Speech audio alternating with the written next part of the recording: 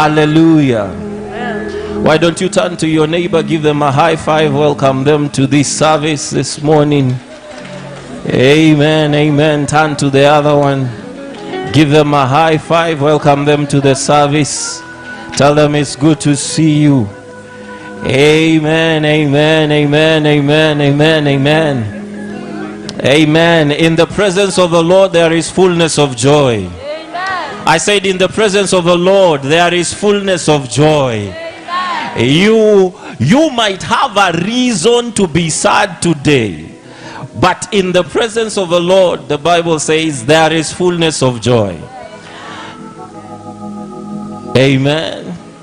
Does your neighbor look like they have joy? Or do they look like the writer of Lamentations? Do they look like they have joy, or do they look like the writer of Lamentations? They got joy overflow. Do they or do they look like the writer of Songs of Solomon? Which one do they look like? Why? I want us to give a shout of praise to God. Let me tell you something, even as we receive an offering and then we receive the servant of God, let me tell you something. There are victories that are gained by a shout. Yes. There are victories that are gained by a shout. There are victories that are gained by prayer and fasting. Yes. There are victories that are gained by obedience. And there are victories that are gained by a shout. Amen. So I want you to prepare yourself. Are you ready to shout to God? Yes. I said, are you ready to shout to God? Yes. Ask your neighbor, are you ready to shout? I want us to shout 1 minute of crazy shout. Jump up and down. If you can run around, run around. Are you ready? I said, are you ready? I said, are you ready? 1, 2, 3, shout to Jesus! Hallelujah, hallelujah, hallelujah! Hallelujah! Okay.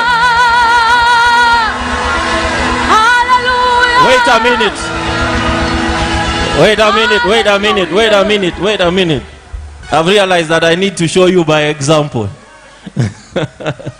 I don't do much of running, but I will try. I think I only run, I run to good things in my dreams. Elsewhere, I don't do much running. I need to show you by example. I said we need to shout, we need to run around. It needs to be a crazy praise. Now some of you are just standing like this. I was standing as well, so I didn't even follow my own instructions. Amen. So you're going to follow me and do better than I do. Amen. Are you ready? You will not remain where you are. Are you ready? Are you ready? 1, 2, 3, shout to Jesus! Hallelujah! Hallelujah! Hallelujah! Hallelujah! Hallelujah! Glory to God!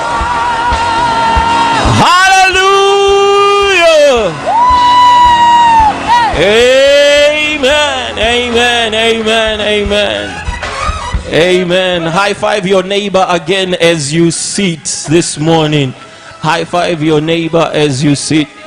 God bless you, worship team. You just stand there, just stand there, just stand there. We want to receive an offering this morning. We want to receive an offering this morning. The book of 2 Corinthians chapter 9 verse 8. The book of 2 Corinthians chapter 9 verse 8. The Bible says, are you there? Do I wait for you? If you're there, say I am. If you're using the screen, say I am there. Amen. The Bible says, and God is able to make all grace abound toward you, that you, always having all sufficiency in all things, may have an abundance for every good work. The Bible says God is able. God is able. Tell your neighbor, God is able. God is able. So the responsibility is no longer on God, it is on you now, because God is able. We have established that God is able to make all grace abound toward you. God is able. Amen. And are you seated with a neighbor that looks like grace has abounded? I said, are you seated with a neighbor that looks like they have abounding grace? Amen. God is able to make all grace abound towards you. And the reason why the grace abounds is so that you always, not sometimes. The economy of God works always. The economy of God works always. It is that you always, not from the 1st to the 5th of the month, always, not from the 1st to the 15th of the month, always, even on the 20th, when everyone is saying that the month is taking a corner, yours does not take a corner, because it is always. Always means always. Always means today, tomorrow, next week but one. Always.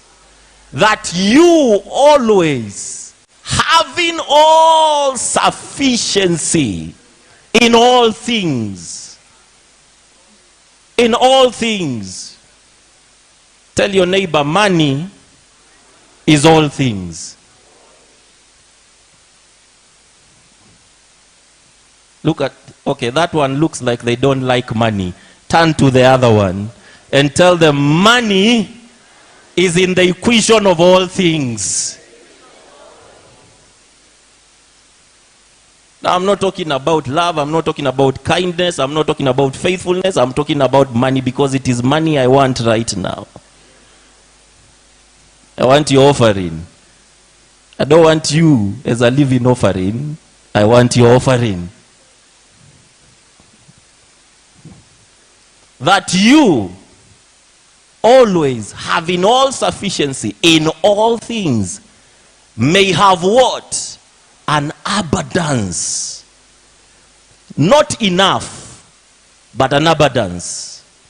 I said not enough, but an abundance.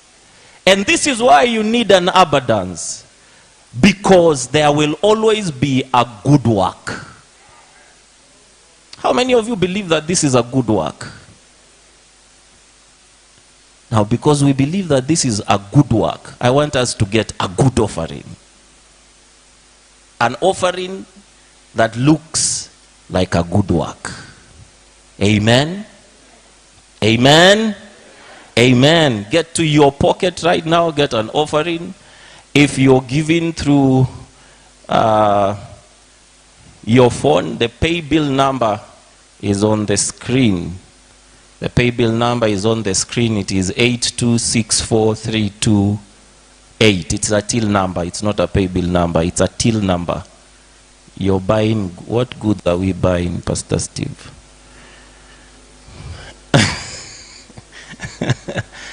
we are giving through the till number 8264328. That's the till number. 8246328. Receive an offering, receive an envelope if you need to receive one.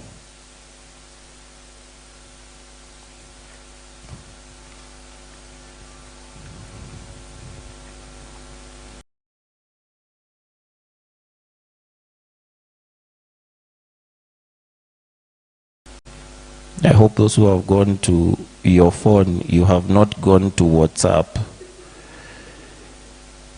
Do not lie in the presence of the Lord. Amen. Have you taken an offering? I was giving mine so that we can pray for the offering. Lift up that offering. It's you, your phone. Just lift up your phone. Let's pray for it. Father, in the name of Jesus, thank you for what you have given us. that is a sufficiency. We thank you for abundance, and we thank you for this good work. As we give, we claim the promise of the giver, that when we give, it shall be given back to us, and that it is more blessed to give than to receive.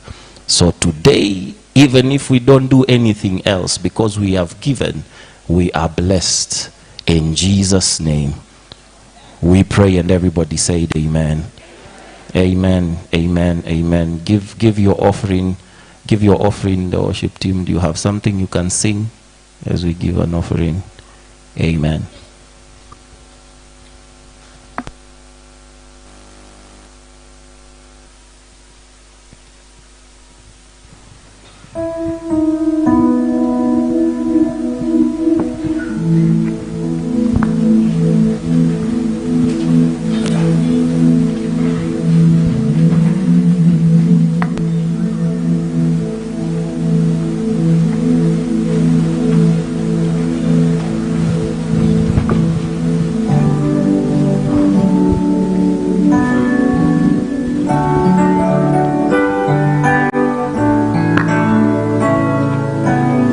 Hizi ni kelele za nini?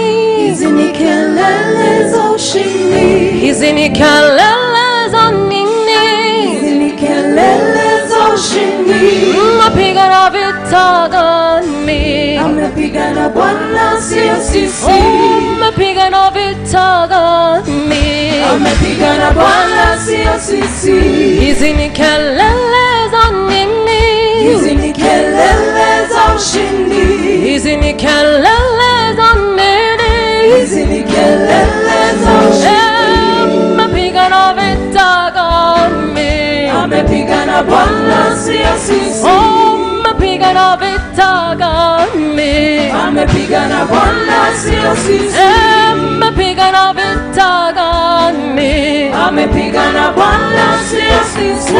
Hizi ni kelele za nini? Hizi ni kelele za ushindi. Hizi ni kelele za nini? Hizi ni kelele za ushindi. Mapigana vita gani? Amepigana Bwana, sio sisi. Mapigana vita gani? Amepigana Bwana, sio sisi. Nyinyi mapigana vita gani? Amepigana Bwana, sio sisi. Nyinyi mapigana vita gani? Amepigana Bwana, sio sisi. Amen. As we stand up on our feet, I want us to invite to the stage the man of God, the vision bearer of this vision, Pastor Steve Turunga, to bring to us the speaker of the day. Come on, put your hands together. Come on, put your hands together. Appreciate Pastor. Amen. Amen. Bwana asifiwe. Amen. I said Bwana asifiwe. Amen. Look at your neighbor. Tell your neighbor, my neighbor. My neighbor, From the onset, from the onset, I tell you, I tell you, your life your life will never, will never, ever ever be the same again. be the same again, Especially after this service. after this service. Are you able to say that without dictation? Okay, say it without dictation. My neighbor, you will never ever be the same again. Wenye walisomea kwa dirisha tunawaona. There is a law of cause and effect. Blessed be the name of the Lord. I really want to appreciate the presence of so many men of God with us, fathers and mothers in the faith. I really want to honor Bishop Bithi, Gideon Bithi, be together with us. Thank you, sir, for coming. Amen. I also want to honor our regional bishop, Bishop Jackson, and our mom. Thank you so much for coming. Blessed be the name of the Lord. I see Reverend Ambrose all the way from Mwala. Thank you so much, sir, for coming. Blessed be the name of the Lord. And I have my very good mother in town, Bishop Boko. Thank you for coming. Blessed be the name of the Lord. Amen. I see Bishop Matthew Muindi. This is how you know I know people in the spirit. Bishop Matthew Muindi, thank you so much for coming. Blessed be the name of the Lord. And all the upcoming bishops, I honor you. Amen. All the upcoming bishops, I honor you. Then all the reverends, all the pastors are all protocol observed, I believe. If I mention every one of us here, let me say like Apostle Juma, will mention you in the mentioning service. But even if I don't mention you, your name is in the Lamb's book of life. Amen. There are two laughters, one in Genesis 17 and another one in Genesis 18. So when Pastor Katola has laughed, I have remembered Pastor Katola and Mom, they are here. I've heard you by the laugh, by the way. Thank you so much, man of God. And Pastor Joshua Vita is here. If you don't understand why we don't do a lot of casting out of demons and people vomiting, we have one of us who does that in silence. He's called Pastor Joshua Vita. So napiganaga Vita sio sisi. Blessed be the name of the Lord. And you are here. I said, and you are here. Amen. Come on, appreciate yourself big time. Thank you so much. Now it's a very and Mrs. Bishop Lazarus Musioka is here.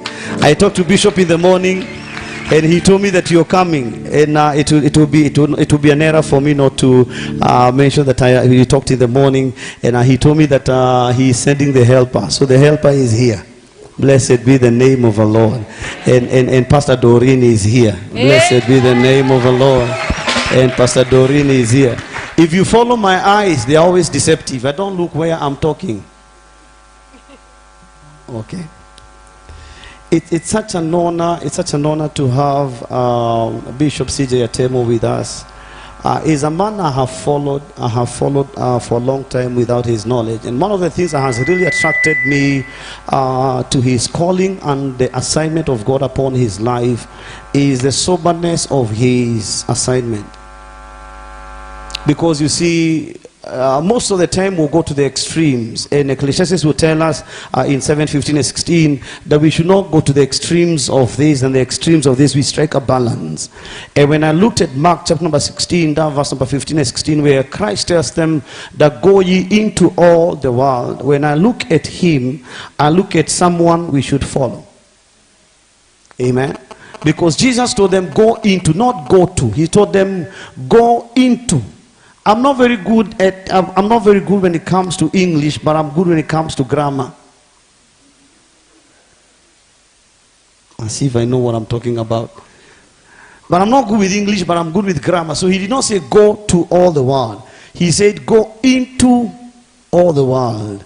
And we see him into media, into all these spaces that we have in our generation.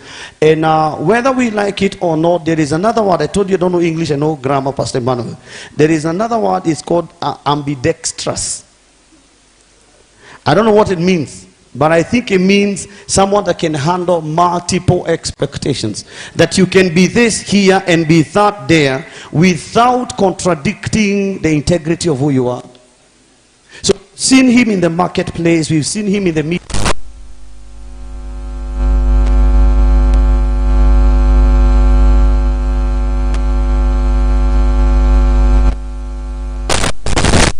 For those of us that are here right now, maybe kind of with the generation of Pastor Katola and the rest who have, preceded us. Our generation, Pastor Titus, this is the way to go. We may not be able to just carry the Bible and make it in our assignment. We will need the Bible, we will need the sword. We will need the Bible, we will need a checkbook. We will need the Bible, we'll also need a Facebook account. Our generation right now, you cannot just say that says the Bible. You also need to say that says New York. It's called what? That thing they do in New York of Forex Exchange. New York Forex Exchange Bureau. We need to know what that bureau in New York is saying. We need to know the rate of the dollar to the Kenya shilling. The other one knew prayer and fasting and the Bible. And they made it all right because in Acts 17:13, in the days of ignorance, the Lord overlooked. But in our generation right now, we need to be ambidextrous. Please don't write that in your composition, but we need to be ambidextrous. With a Jesus smile, and every one of us, brothers and sisters, let's put our hands together and receive the grace. Amen. In the man of God, Bishop Chris Atemo, and welcome to Machakos, sir. Amen. Amen.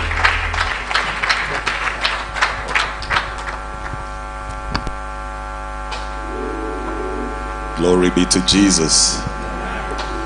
Are you well today? Are you well today? You don't sound like you are well, and Pastor Titus tried to get out of his skin to make you be well. Are you well today? All right. Look at your neighbor and say, neighbor. I know you have talked to them a bit, but look at them and say, neighbor, I am expectant. And because I am, my expectation cannot be cut off. My expectation cannot be cut. Glory be to God. I want to appreciate Pastor Steve together with your wife. Thank you for conceiving and holding this vision. I was so excited to see it. Not everything happens outside of Nairobi. And to come up with and put up this vision of the Feast of Booths is such a privilege and a blessing to the body of Christ, not just in Machakos, but even outside of Machakos, because grounds are being broken. And we celebrate you. Shall we celebrate the gift of God?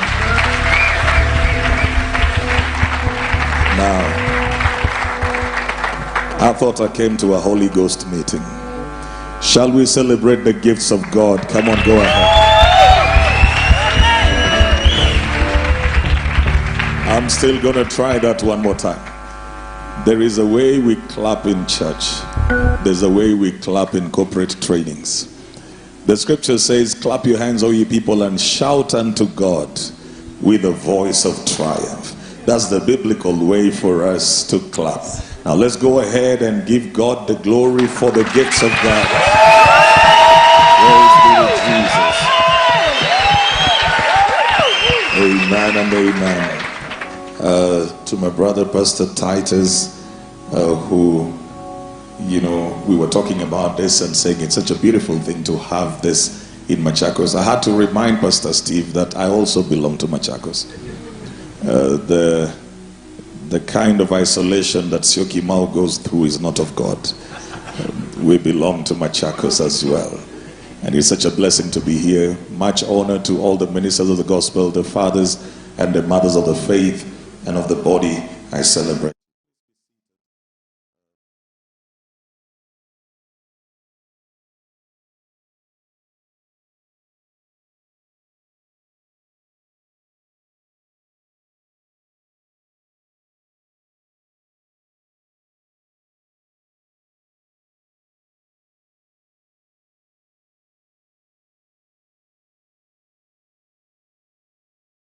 With us. I don't know where they are, but you'll get some copies if you so desire. Just make sure you don't use the offering for the Feast of Booths to buy the books. I've got some books out there. There is a book called The Money Bible, and Pastor Steve said we need checkbooks. And we need to know how to behave around money. We need to know how to behave around money so that money does not avoid us and money does not fear us.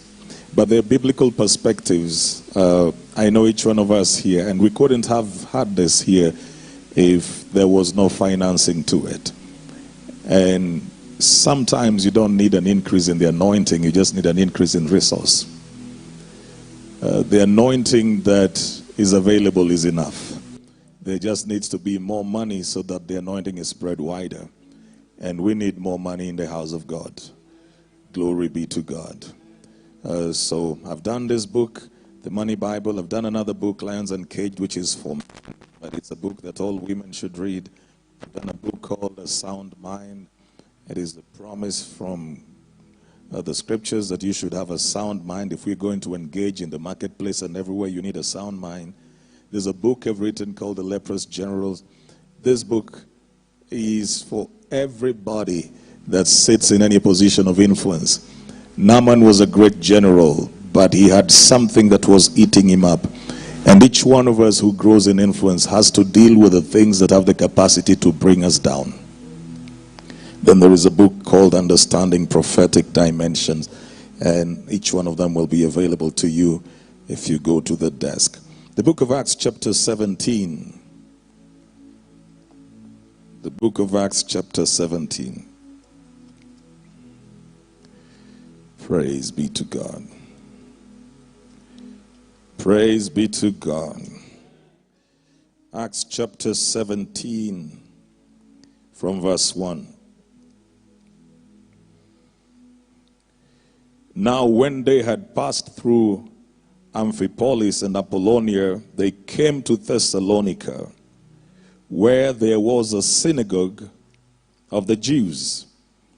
Then Paul, as his custom was, went into them, and for 3 Sabbaths reasoned with them from the Scriptures, explaining and demonstrating. Now that's where we need to go to as a church. Explaining and demonstrating. Not just explaining, but explaining and demonstrating. We should have the ability to both explain and demonstrate. Glory be to God. Good to see you, Bishop Tom.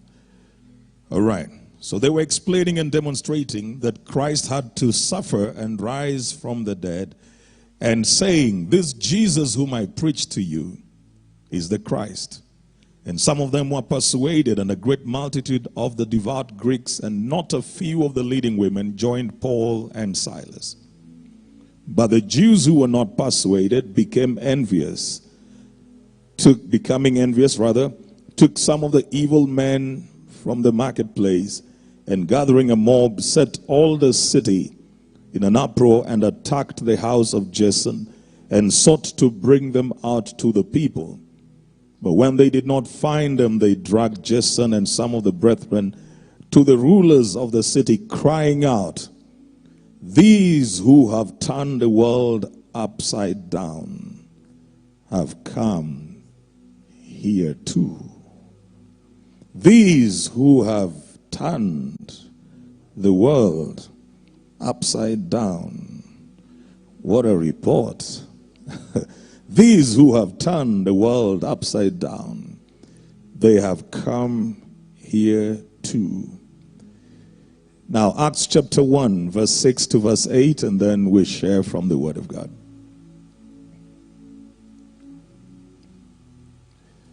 Chapter 1 from verse 6 to 8. Therefore, when they had come together, they asked him, saying, Lord, will you at this time restore the kingdom to Israel? And he said to them, it is not for you to know the times or seasons which the Father has kept in his hand. Verse 8, I want all of us to read the verse 8, and we read it quite loud. But you shall receive, right?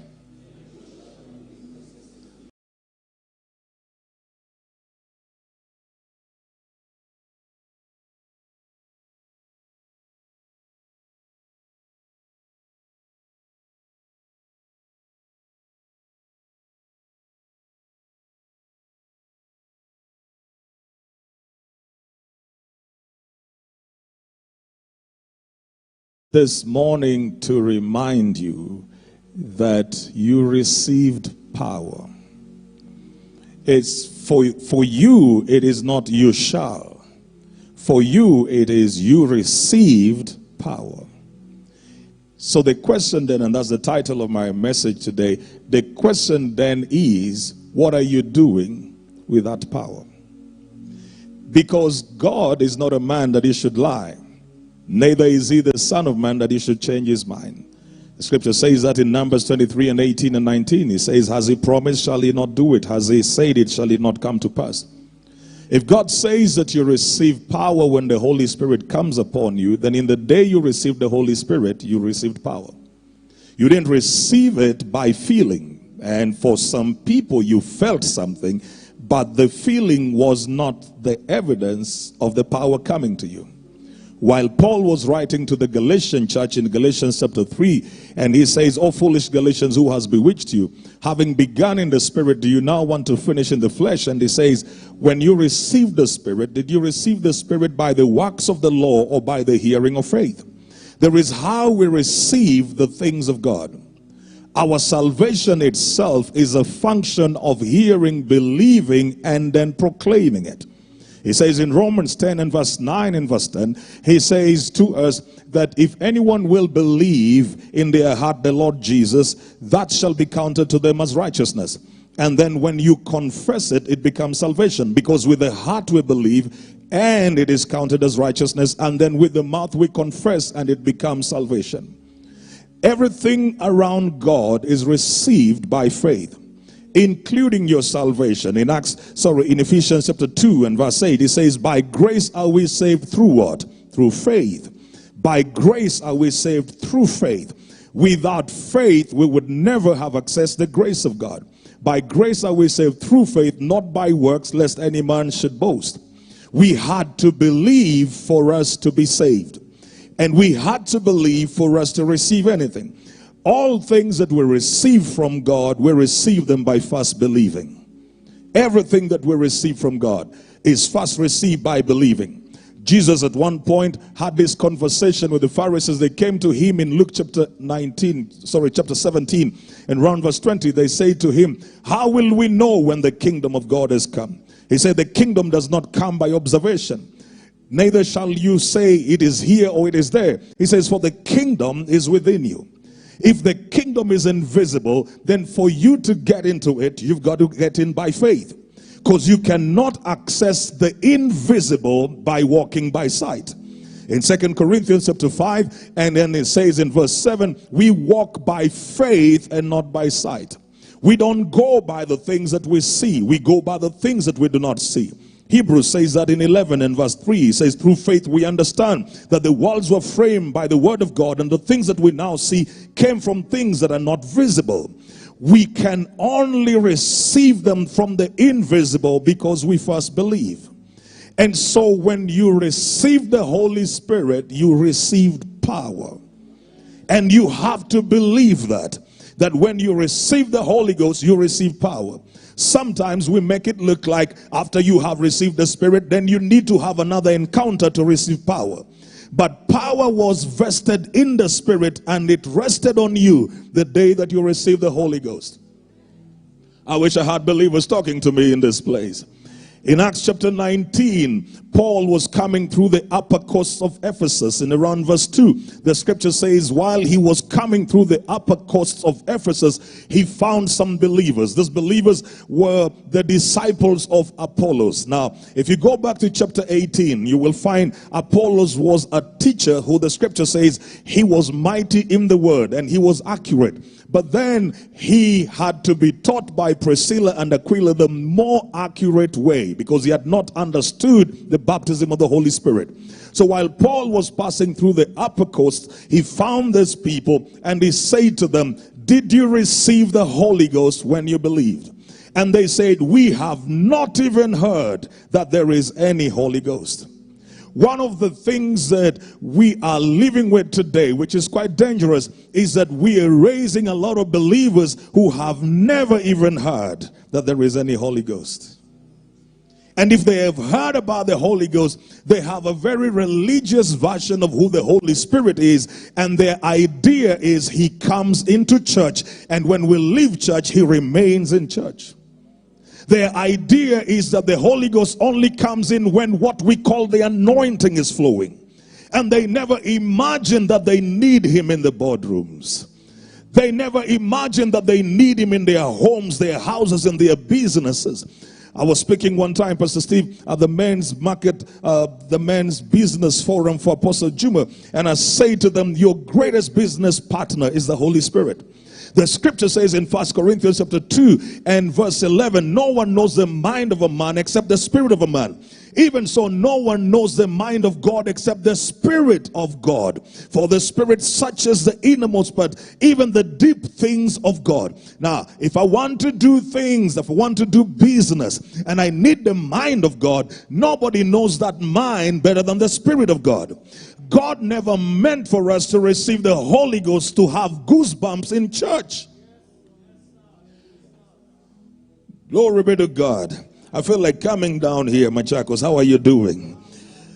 Praise be to God. Praise be to God. God never intended for us to receive the Holy Ghost to have church. He said, you shall receive power when the Holy Spirit comes upon you, so that you become witnesses. Not so that you have services. Oh, Shayabasetaya. Not so that you have services, not so that you just have excitement in church, but the Holy Ghost is more needed out there than we need him in the tent. Woo. Glory be to God.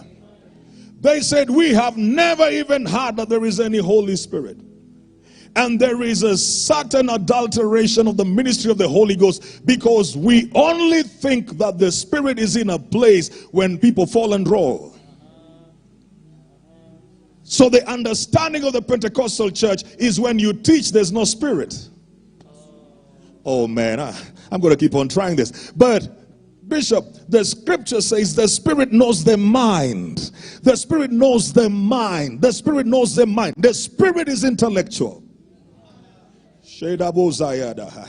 The Spirit is intelligent. He is intellectual. He imparts on us the mind of God. He imparts the mind of God. Glory be to Jesus. Ask a neighbor for me, have you received the Holy Ghost? Glory be to God. It seems like it's a very common and very usual thing, but ask your neighbor again for me, did you receive the Holy Ghost when you believed? Because there's no way you would receive the Holy Ghost and be an ordinary believer. It is impossible, for when you receive the Holy Ghost, you receive power. You cannot receive the Holy Ghost and be ordinary and be casual and be mediocre and be lazy. It is impossible, because the Holy Ghost brings upon you power. Woo. Glory be to God. It's impossible. It's impossible to have the Holy Ghost and not have answers to everything. It's impossible. It's impossible to have the Holy Ghost and have a dull mind at the same time. It's impossible to have the Holy Ghost and not be creative. It's impossible to have the Holy Ghost and not have wisdom. It's impossible to have the Holy Ghost and not have intellect. It is impossible to have the Holy Ghost and not be impacted by that. Woo. How God anointed Jesus of Nazareth. I feel like preaching in this house. Acts chapter 10 and verse 38, that even Jesus' ministry was a beneficiary and an expression of the person of the Holy Spirit. How God anointed Jesus of Nazareth with the Holy Ghost and with power. Anywhere you find the Holy Ghost, you find power. We're going to talk about that, but where you find the Holy Ghost, you find power. Touch your neighbor, say, neighbor, I have the Spirit and I have the power. Is your neighbor talking to you? I feel like turning this place into a revival meeting right over now. Shake your neighbor, say, neighbor, I have the Holy Ghost. Therefore, I have the power. How God anointed Jesus of Nazareth. Look at how the scripture is so specific, because the scripture takes us to the humanity of Jesus and talks about a man whose origin is Nazareth. That the one who was anointed was not God. This was a man from Nazareth anointed by God, and he left Nazareth, the same place where Nicodemus said, can any good thing, when Nathanael said, can any good thing come out of Nazareth? He was anointed with the Holy Spirit and with power, and he went about from the same Nazareth. If you were truly anointed from this Machakos, oh man, you can move from this Machakos and go everywhere doing good and healing all those who are oppressed of the devil. Doesn't matter where you were born and where you started. Doesn't matter what your village is. All you need is an anointing of the Holy Ghost. Because the scripture says to us in 1 John chapter 2 and verse 20, he says that the Spirit of God, the anointing, will teach you. He will teach you. So if you have the anointing and you have a mixed spirit, the anointing will teach you. We are either stuck because we don't have him, or we are stuck because we're not listening to him. But it's impossible to have him and remain stuck and ordinary. When Jesus was about to leave the face of the earth in Luke chapter 24 and verse 48, verse 49, he says to his disciples, tarry in Jerusalem. In all the things that Jesus could have left his disciples with, he says, tarry in Jerusalem until you receive the promise of the Father. Anytime you engage with the sayings of Jesus, you need to take a moment and ask yourself, why did he say that? Because most of the things Jesus said looked very simple, but they were the summation of everything you would ever need. He says, tarry in Jerusalem until you receive power from on high. Don't move until you receive power from on high. He knew that if they had everything else and did not have the Holy Ghost, they would not be effective. Because that's what made him. That's what made him. The anointing resting upon him, that's what made him. And so he knew if they needed to do what he did, they needed to have what he heard. The reason Jesus had to go to the cross was so that the Spirit upon him would come to us. And God demonstrated this in Numbers 11 when he said to Moses, I will take the Spirit that is upon you and put it upon 70 elders. He was showing us the picture of what he would do on the day of Pentecost, when he would take the Spirit of Jesus and put it upon us. Romans 8 and verse 9, the scripture says to us, if you have not the Spirit of Christ, you are none of his. If you have not the Spirit of Christ, you are none of his. And in verse 11 it says, but if the Spirit of him who raised up Jesus from the dead. I want to pause right there. Pastor T, the Spirit of him who raised up Jesus from the dead. Why are we struggling to believe that the same Spirit would raise us from poverty? No, nobody's talking to me over here. Why do we think that he can only heal the sick and he cannot give you ideas for business? We have compartmentalized the Spirit.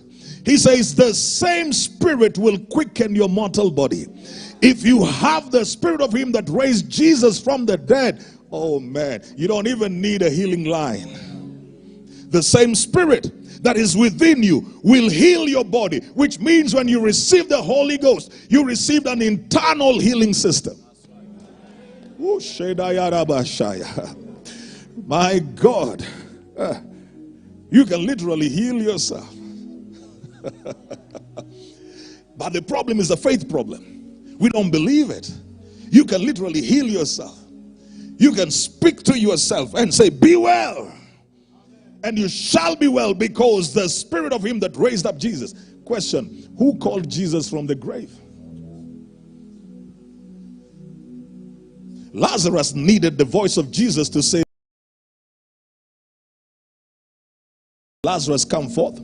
Jesus didn't need that because life was in him. In the beginning was the Word was with God, the Word was God, the Same was with God in the beginning, and all things were made by him, and without him nothing was made that was made. In him was the life. And the life was the light of men. In him was the life. When he went into the tomb, the life within him brought him back.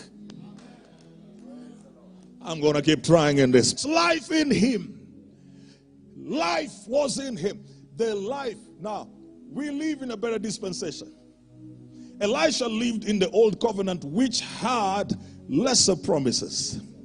And he died and was in the tomb. But the life was still in his bones. He never saw Jesus either in the flesh or in revelation. You carry Jesus in the Spirit. Oh man. You carry Jesus in the Spirit. You have more life in you. Touch somebody, tell them, I refuse to be ordinary. Tell them, I received power. Speak like you are at the Feast of Booths and you actually received power. Look at your neighbor, say, neighbor, I cannot be ordinary. I received power when I received the Holy Ghost. Touch another one and say, neighbor, I received power when I received the Holy Ghost. Jesus says, don't leave until the Holy Spirit comes upon you. Because the assignment you will have, you need the Holy Ghost. talked to them in John 14, he talked to them in John 15, talked to them in John 16, and he kept on telling them, when he comes, the Spirit of truth, the Spirit of truth, he teaches you, ladies and gentlemen. He said he will teach you, he will guide you, and he will remind you. By having the Holy Ghost, I must have good memory. Ooh, because he will teach me, he will guide me, he will remind me. He will teach me, he will guide me, he will remind me. He will teach me, he will guide me into all truth, and he will remind me of the things I have been taught. Realize that when Jesus talked to the disciples about the Holy Spirit, he didn't tell them, you will get slain. The late Archbishop Peter Hosser used to say that is a spiritual accident. He would say, falling down is an accident. We're not stopping it. Please fall if you want. Please fall. The way you receive is fine. If you receive by falling, fall. If you receive by standing, it's all good. But don't think that the falling is the power. Don't think the falling is the power. Because there are also people who have created atmospheres where everybody just falls.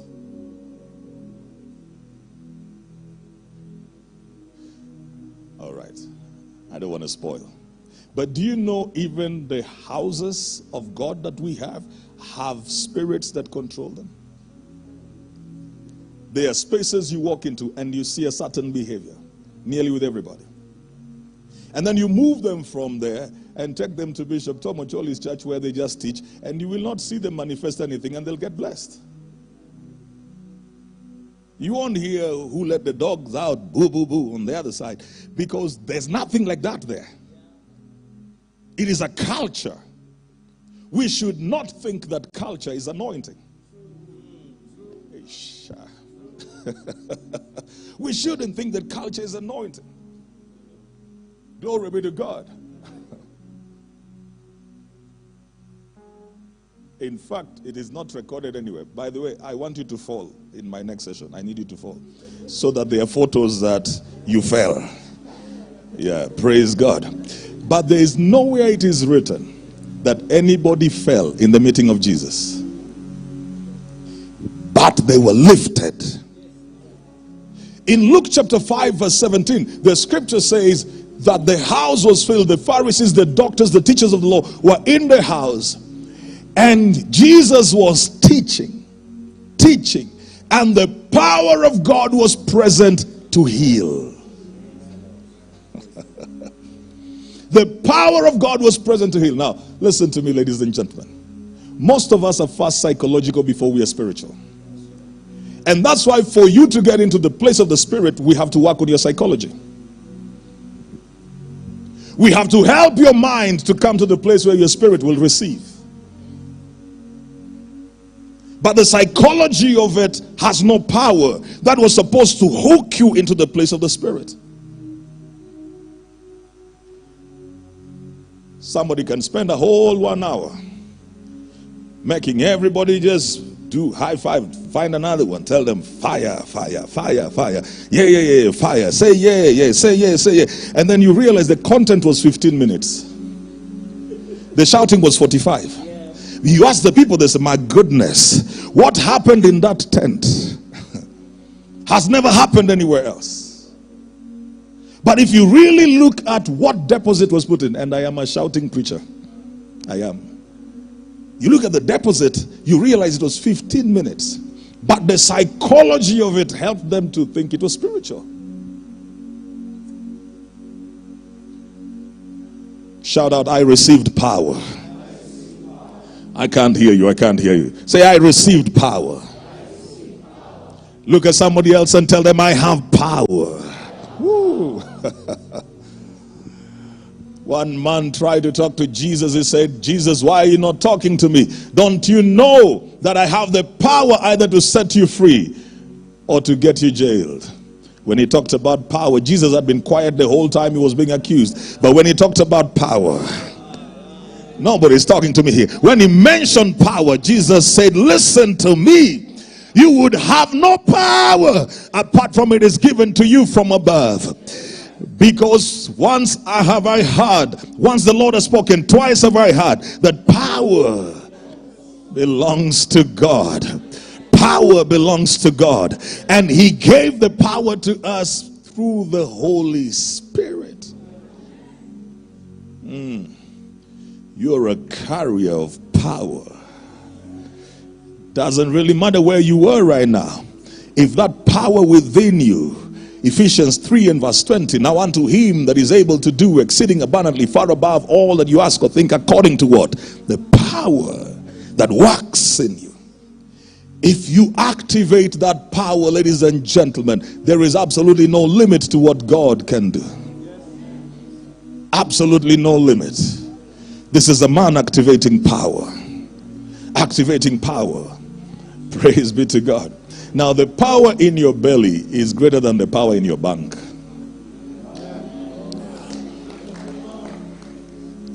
Don't let your bank silence what is rumbling in your belly.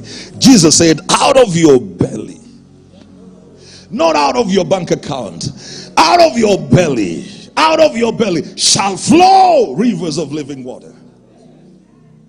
What is in your account is supposed to facilitate what is in your belly.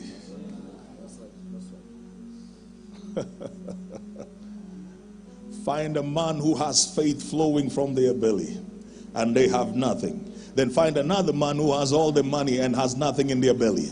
The man whose belly is releasing rivers will soon collect the money from the man whose belly is releasing nothing.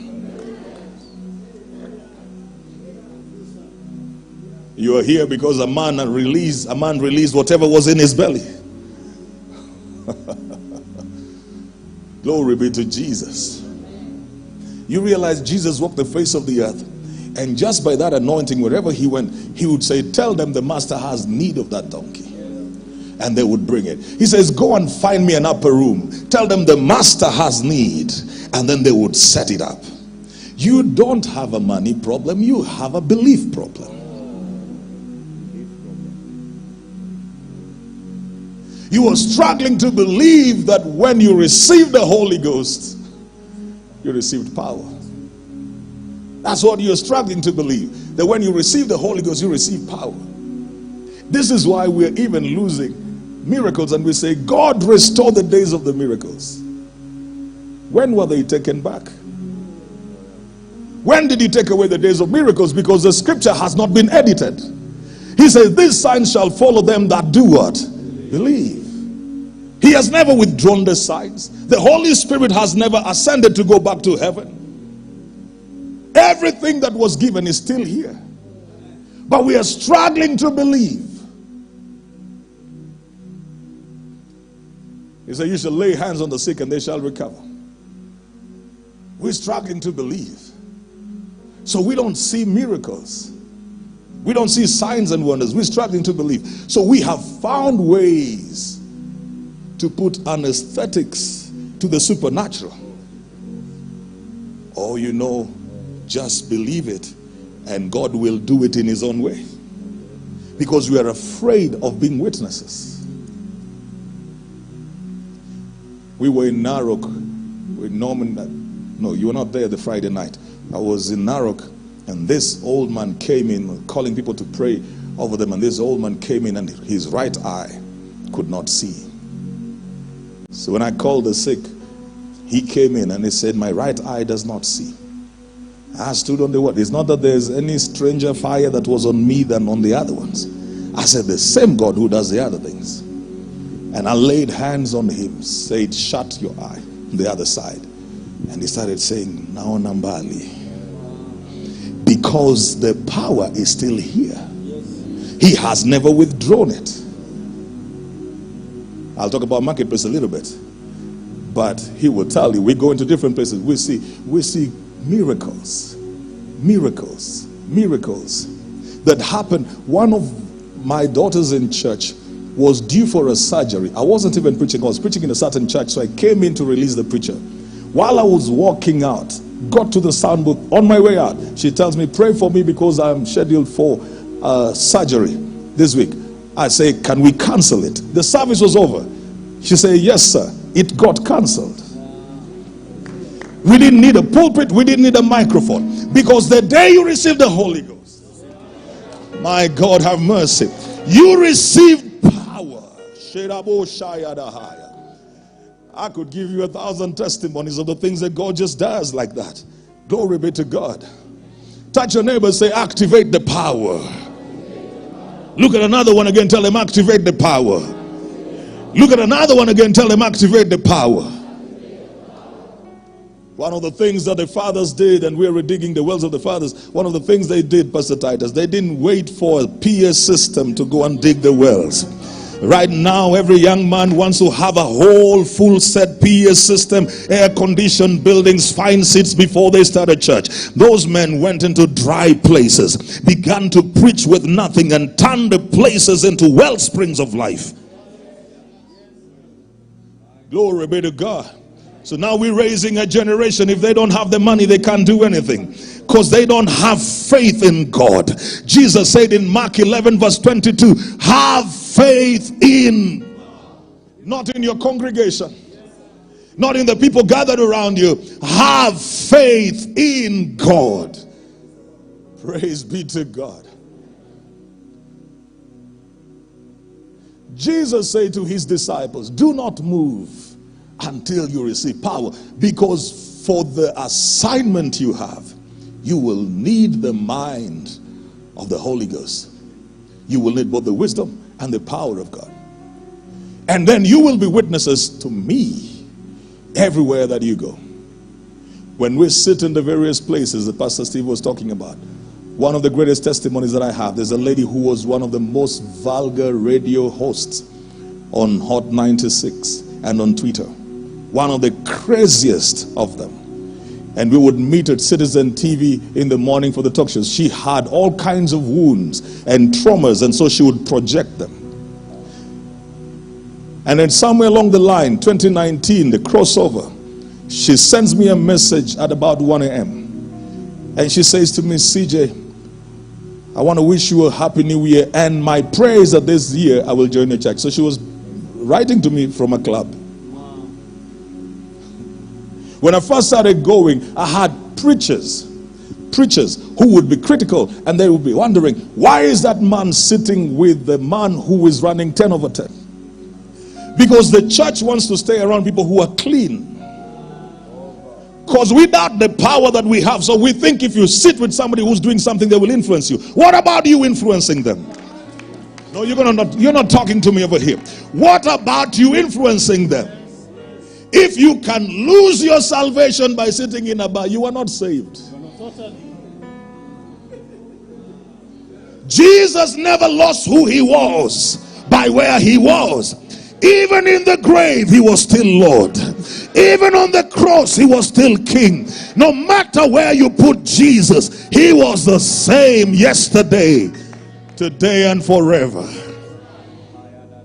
See, religion has created this thing of secular and spiritual. When God created the earth, there was no secular part. The earth is the Lord's and the fullness thereof, the worlds and all that dwell therein. The difference is how we use those things. But there was no secular world. It's getting quiet on me in here. It's getting quiet on me. There's no part of the earth that the devil created. And the scripture says, this is the day that the Lord has made. There's no day that was created by Satan. So he will want to make us believe that there are certain things that are secular. This is what I was teaching last night. In the past, people would be quitting jobs. They'll be quitting their careers in the name of serving God. So he succeeded in putting us back economically decades, because we all left to come to church because we thought that working in the secular was not serving God. We thought that if we had to serve God, we had to separate from the world. But Jesus says you are in the world, even though you are not of the world. You cannot be an ambassador to a country you don't live in. 2 Corinthians 5:20, he says, we as ambassadors of Christ, we stand in the place as if Christ is standing right there. And he has committed to us the ministry of reconciliation. In verse 19, he says, God was in Christ Jesus, reconciling the world to himself. In Revelation 11 and verse 15, he says, the kingdoms of this world have become the kingdoms of our God and of his Christ. He wants every kingdom to turn back to him. And Pastor Steve, they criticized. They said, why is he sitting with his people? So this lady, we began a journey. She said, I want to come to church. That was a huge thing. She was a drunkard. She was careless. She was vulgar. And you see, when you have a microphone and you have vulgarity, you raise a whole generation in vulgarity. So she told me that, she said, I need a Bible. I sent her a Bible. I sent her my book, Leprous Generals. She started having her personal walk with it. By this year, she went and gave her life to Jesus at JCC Mombasa. And texted me and said, CJ, see, when we go out there, titles don't matter. It's the anointing that works. She said, CJ, I want to thank you for introducing me to a walk of faith. How many people have been delivered from the spirits she was releasing?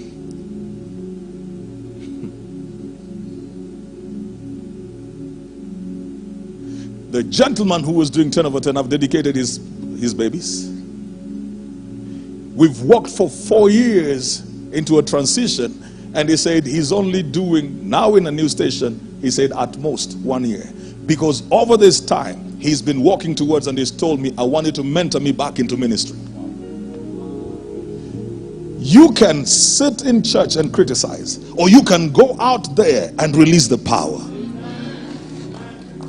Machakos is not treating me right in here. Slap your neighbor high five. Tell them, I have the power. We cannot always just be thinking about you will fall, you will fall, you will fall. Why not think about standing? In fact, if Jesus came in today, he would be so mad with us. So mad with us. Even our crusades are done within church compounds. He'd be so mad with us. If Jesus came to Machakos, which is the club that makes noise in Machakos, Jesus would be in moments. I'm telling you, forget about the Jesus that you want to believe. Jesus would be in moments there, hanging out with them. What do you think he was doing by the well?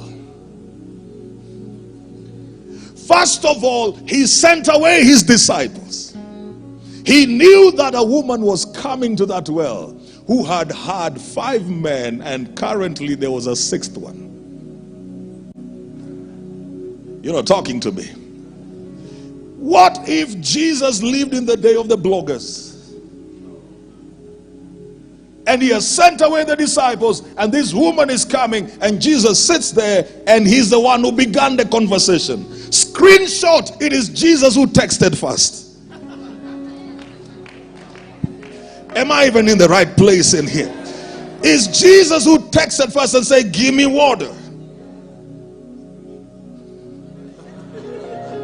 So the question is, if you just wanted water, why did you send away your disciples?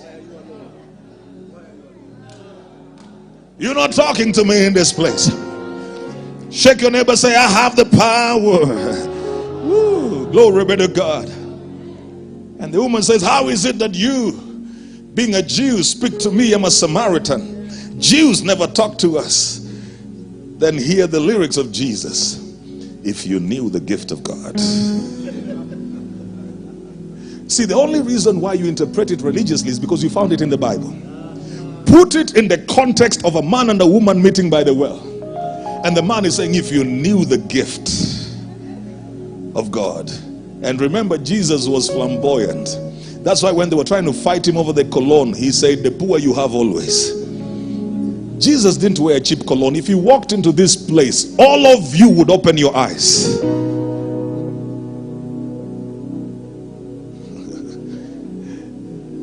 which Jesus did we believe in?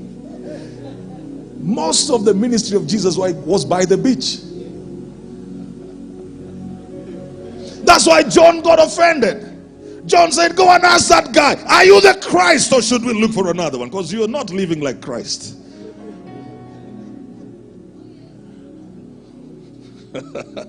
Because John's idea of ministry was to be in the wilderness, to eat honey and locusts. Then the man, he said, a greater one is coming. Is the first miracle is he turned water into wine. Man, what kind of Jesus is this? Nobody's talking to me here. What kind of Jesus is this? I've been telling people that a greater one is coming. Then he comes in and the first place he has gone to is a party. Then he turns water into wine. And then they say his wine is better than the other wine.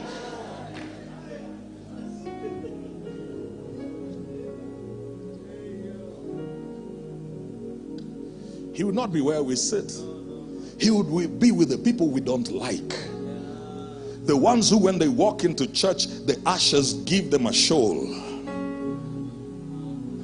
You're all quiet because you see, now I'm talking about you. The ones that when they walk into church, your intercessors surround them and begin to speak in the spirit.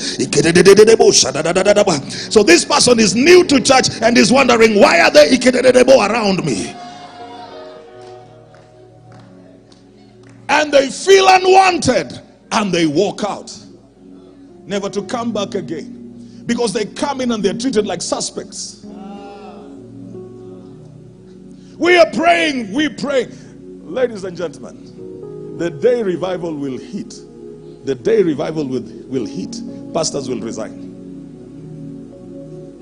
Because they won't come in looking like this. They will come in while smoking in the compound. They will come into service with their bottle. You'll be preaching, they're drinking. They're saying, keep on preaching, preacher. No, you're quiet in here. Okay, I think my time is up. The day revival will hit.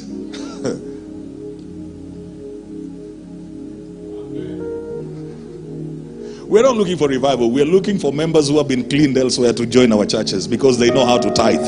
We're not looking for revival. The day revival will hit. We'll have them coming in with crazy hairstyles. Jesus was so dressed like the people that somebody had to be paid to identify him. Nowadays it's so easy to tell who a bishop is because you just need to see how they're walking and you know that must be a man of God. But Jesus, and he preached publicly to them. They had to pay somebody to say which one among the 12 is Jesus.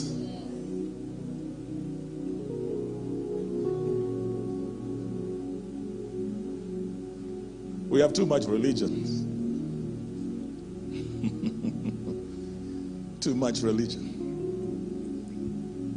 When the disciples came back and found Jesus sitting at the well, even them who were caught from fishing into this thing, they say, alas, he speaketh to a woman. Now, imagine this one woman going back to the entire Samaria and saying, come see a man. This is not a woman with a good reputation. Let me stay around Bishop Tom here, let me stay around here. I feel like the anointing is there. This is not an ordinary, good, well-behaved woman with good conduct certificate. This woman has taken people's husbands in Samaria. And then she's coming back to announce, come see a man. And she didn't tell it to the women, she told it to the men. What do you think these men were thinking? They were not thinking about anything spiritual. They were thinking, which fine man is this that is now in a class above us? Because Jesus said, you've had 5. But even the one you're living with right now is not yours. Now, that's a whole thing for all of you who are in the prophetic ministry. Jesus could have started with, I see a woman here who has had 5 husbands, and there's a sixth one. Come to the front. He didn't. He just said, give me water.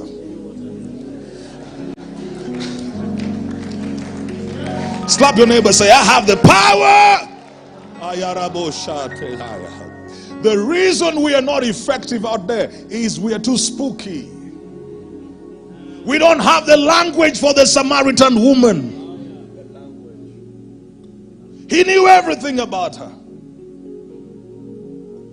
We don't know how to sit in boardrooms. We don't know how to sit in media spaces. See, when you guys came to KTN around that time, you know what we were told at some point? They said, don't invite preachers. Yet, the boss, the head producer was a believer. The MD was a believer. The entire line was believers. And they said, don't invite preachers. Why? Because they don't know how to have conversations without threatening people.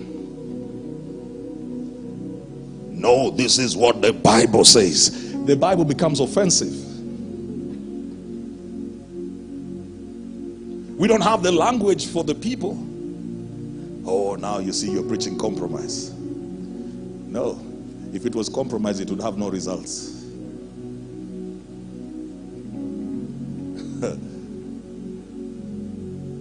I have a lady who first came to me when she was in depression, in drugs, in alcohol, smoking all kinds of stuff. High professional, working abroad, earning so much money, broken in many ways. Came to me with crazy life, crazy intentions, crazy stuff.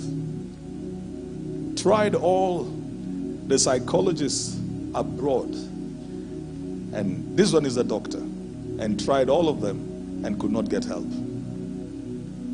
Today she's a believer because we carry power.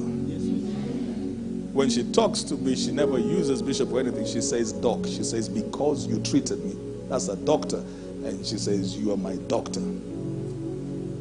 It's not compromise. It's understanding how we go into the world and relate with the people to bring them into the place where they need to be. Not everything is tunafunga your pepo. Not everything is pepo, my friend. You're quiet on me here. Not everything is pepo.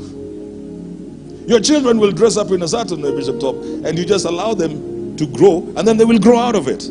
It wasn't a demon, it was a stage.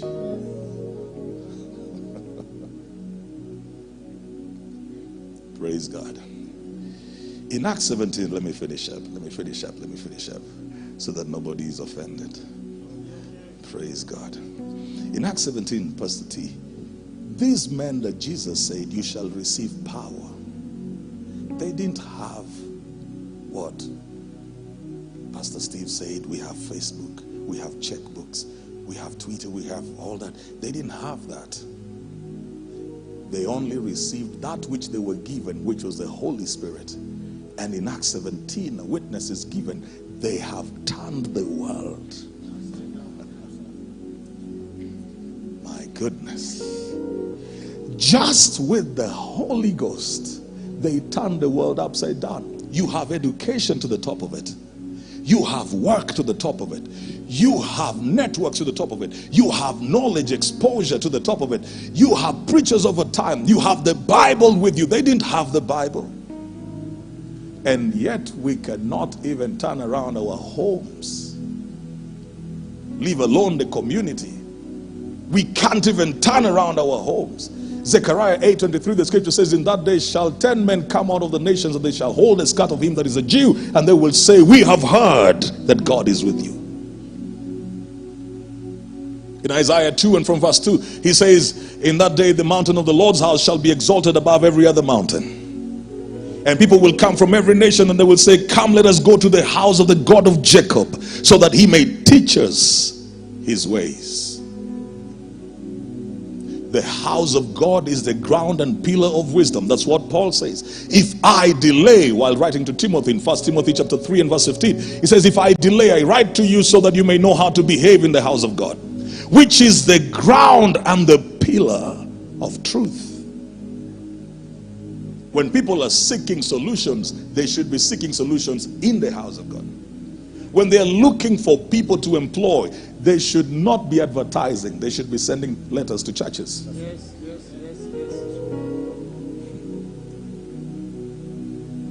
churches are supposed to be staffing agencies, because we are supposed to develop something that is not in most CVs. Proverbs 20 verse 6, a faithful man who shall find.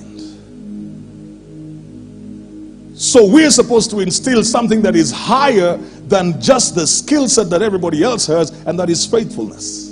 And we should be able to say, receive this gentleman. He's a faithful person. He will run your company well. But today we can't even do business with one another. People change churches when they have taken money from people and they can't pay. You rob God, you rob your fellow believers. I mean,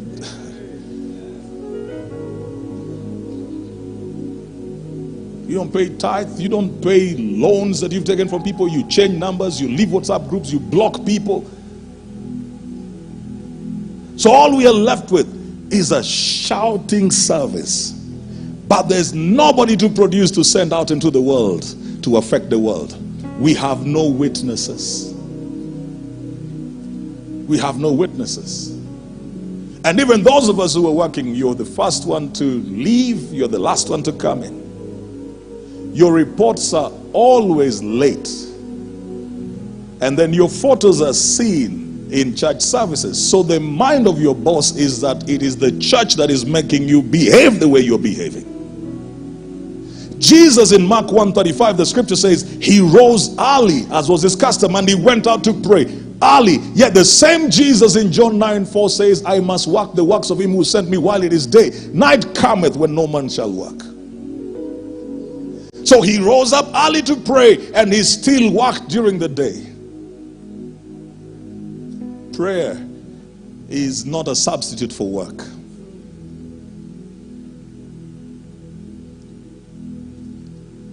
And when you're broke, don't follow the doctor's advice about 8 hours of sleep. You're already in ICU. You need to catch up with the years the locusts, the army worms, the canker worms have stolen. You can't be sleeping for 8 hours. 8 hours a day. By the time you are 60, 20 years of your life have been spent in bed. That is for people who are fourth generation inheritors. Not for you who is a pioneer. You can go back into poverty anytime. You don't have the time to sleep. You're quiet on me in here.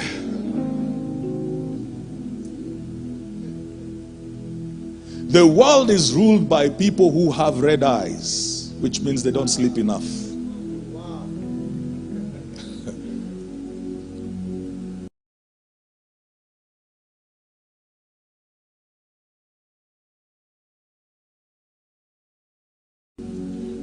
Before you wake up, they have decided your lot.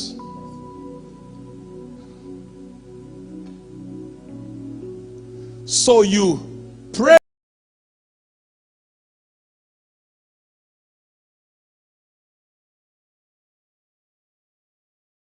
early, you work during the day. How are you doing, people of God? Are you still here? Please wave your hands if you're still here. Glory be to Jesus. So the world's view of us, Pastor T, is that if anybody's in church, they are lazy, they have no brains. You cannot be prayerful and an idiot at the same time, unless you're praying to Allah. Because your God, how are you doing, sir? Your God is the creator of all things, the most brilliant mind. If you sit in prayer to talk with the mind that created everything, how do you come from there and be a fool?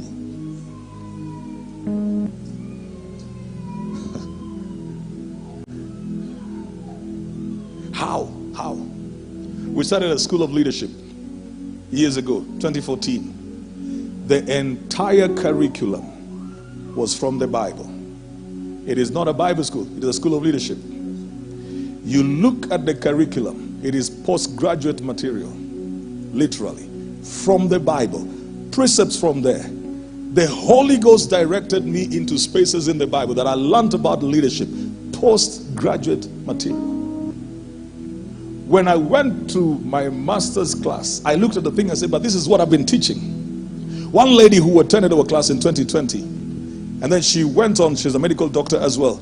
She went and registered for a leadership class with a medical school in New York. She came back and she said, I want to resit the class because now I'm scoring over 90. Because everything that is here was in that school. The Holy Ghost teaches. He teaches. I have a book I'm bringing out now, my latest book. I've held it back. It's called Redesigning Your Business. It is a whole book. If I place it anywhere, they will give me certification. If I place it, that is PhD material. I'm telling you. But I didn't study business administration anywhere. I didn't study business management anywhere. The Holy Ghost. You're not talking to me over here. The Holy Ghost. We should stop locking the Holy Ghost in church. His job is not to give sermons.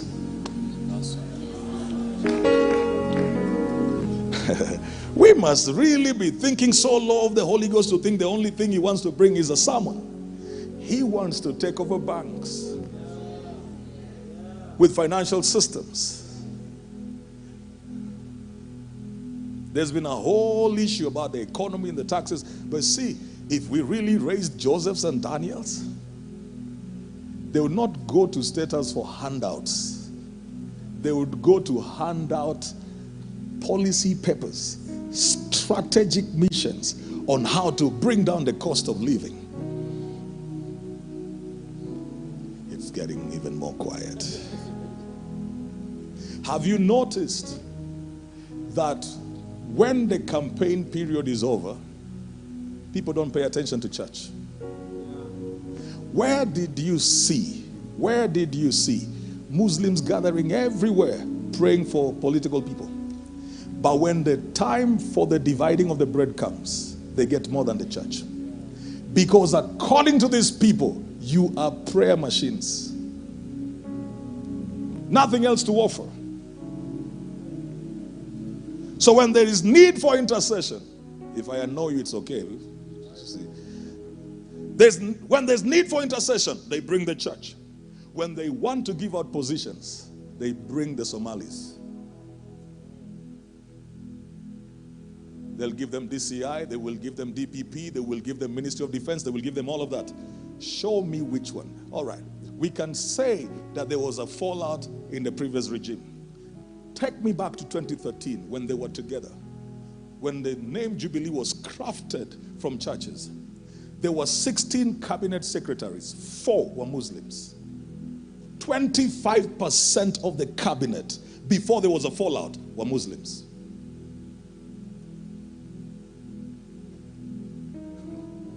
Because we bring nothing to the table. And they say whenever the church shows up, they show up to receive.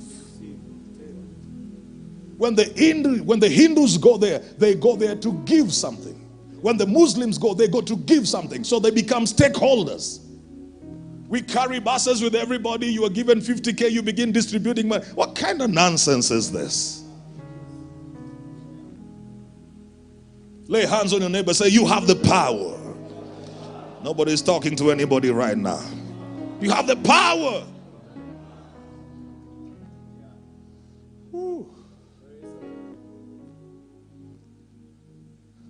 I'll talk about that. I'll break it down. Because there are several things you were given power for, including the power to get wealth. Glory be to God. I'm still okay? Till what time? So I just go on. My time is what I'm looking at. I just go on. All right. I've been told I just go on. Praise be to God. We have the power, but we are not taking advantage of the spirit that is within us. If you look at nearly every management consultant globally, they first came from the church. Every great strategy and principle was first anchored in the Bible. Let's talk about the Jews a little bit. The Jews, resting on the Old Testament, which the scripture says to us, has inferior promises. Dominate science, military, agriculture, health, finance. They dominate everything based on the promises of the fathers. We have a better covenant based on greater promises. It should be working better for us.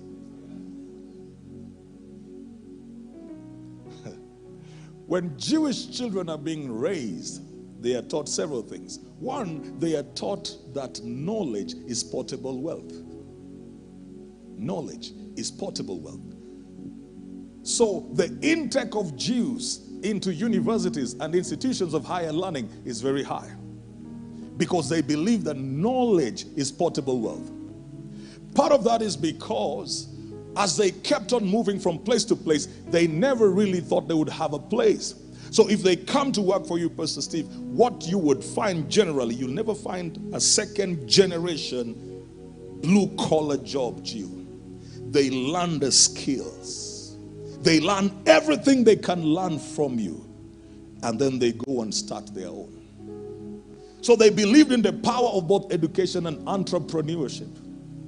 These are the Jews from among whom Jesus came. You believe in prayer only. Jews believe in education and entrepreneurship as their way to prosperity. So they have the covenants with God, but then they activate them. That power is demonstrated somewhere. They go and learn whatever they need to learn and begin whatever they need to begin. As they raise their children, they tell their children, wealth is common. It's a mentality of the Jews that wealth is common. There is no class in the Jewish system. There's no poor. Wealth is common. They teach their children that wealth is common. Compare that to how you grew up. If you're still here, say, I'm here. Say, I have the power. Woo. They teach them wealth is common. It's not anything that should blow your mind. Now look at us with the covenant of grace. If somebody just buys a car, the church service will stop. Because it's not common to us.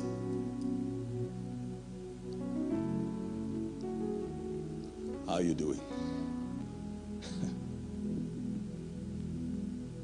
Let me ask you. So, and don't misunderstand me, but I pray you hear me in the spirit. The car you drive, where was it manufactured? In heaven or Japan? Do Japanese believe in Jesus? I'm asking you. Do they believe in Jesus? So how is that car a blessing? When a man without Jesus can create something that you will call a blessing. Okay, I'm going to try it on this other side. A man without Jesus has the mind to create something that you will pray for, and when it comes, you say, I have received a blessing. And he manufactures it without Jesus. And you have Jesus, you have the scriptures, you have the mind of God. And we are doing nothing. The church is very consumptive in nature. Not productive. We're very consumptive in nature. It should be that after services you don't rush home. We sit down and begin to break down the word of God into things that we can apply and do. We should be coming up with ideas. I told Apostle Jimmy one time, I say, see, I'm praying that we get to the place where churches will be saying to government, give us land because we have these ideas for industry, or we have learned, you come and put your industry here and give us 30% employment from within church. That's better than us going around to get handouts. We do that, we will create employment through churches. We will increase the level of tithing as well. We will impact the community. There has got to be a certain kind of partnership. But now this is the other thing. Even the people in church who have brains, when they come to church, they suspend their thinking. They are very active in the marketplace from Monday to Friday. When they come to church, they sit at the back. You will never know they have the brains to raise the kingdom. So the kingdom never benefits from their energy, from their intellect, from their resources, from their networks. Mordecai said to Esther in Esther 4:14, he says, you should know why you're in the kingdom at such a time as this. Because if you keep quiet, salvation and deliverance will come to the Jews from another source, and you and your father's house shall be destroyed. You're not there just for you. Glory be to God. We need people coming up with banking systems that favor believers so that there's access to financing. When there are dreams, then those dreams can be pushed. We need people who will be looking for young guys who are innovators, believers, and say, bring your ideas. Let's listen to you. We create our own Shark Tank, not really sharks there, but kingdom financiers who are looking for the next generation. And they say, we like your ideas, we will give you the seed capital. We must move away from just worshiping the way we think we worship. Actually, work is worship. Work is worship. There is nowhere you find Jesus running a service of singing. But he was a worshiper. Adam didn't. He worshiped God through his work. You received power when the Holy Ghost came upon you. Can you please use it? Proverbs 10, I think it's verse 7. Proverbs 10. Let me take you to, no, verse 6, verse 6. Verse 5 and 6. Verse 6. Where are the blessings, ladies and gentlemen? Can you see? Because if you can't see, then we have a miracle service for 3 minutes to open your eyes. Can you see? Can you see? All right. Let's read verse 6. Verse 6. Blessings. No, you're not speaking like you have life. Let's do that again. Blessings. Let's read that part again. Let's read that part again. Shout it out again. I cannot hear you. You are spending all your life looking for blessings, running up and about looking for blessings, but you can't receive them because you're not using the thing that houses blessings.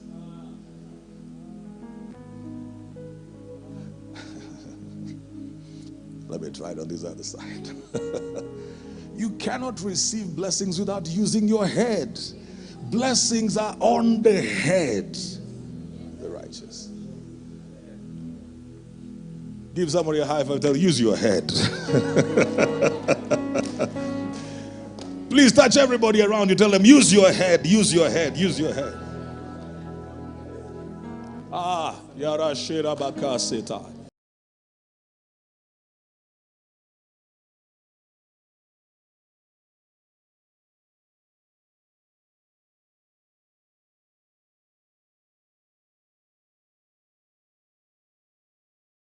Use your head.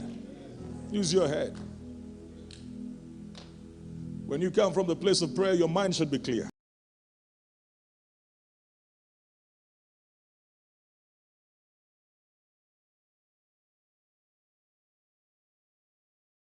For 3 hours, a whole over night. You have spent a whole Friday night praying. The next week, your thinking should be elevated. Your vision should be clear. Your resolve should be resolute. You should see things clearer than you saw. Jesus, before he appointed disciples, he went to pray. You pray to get clarity. You don't pray to fulfill righteousness. I was in the Kesha, but your thinking is still stuck at the place it was. prayerful but unfruitful.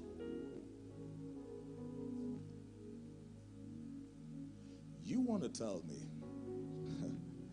that the Spirit of God, who was there at creation, who knows where God hid the silver and the gold, cannot tell you where to find house rent?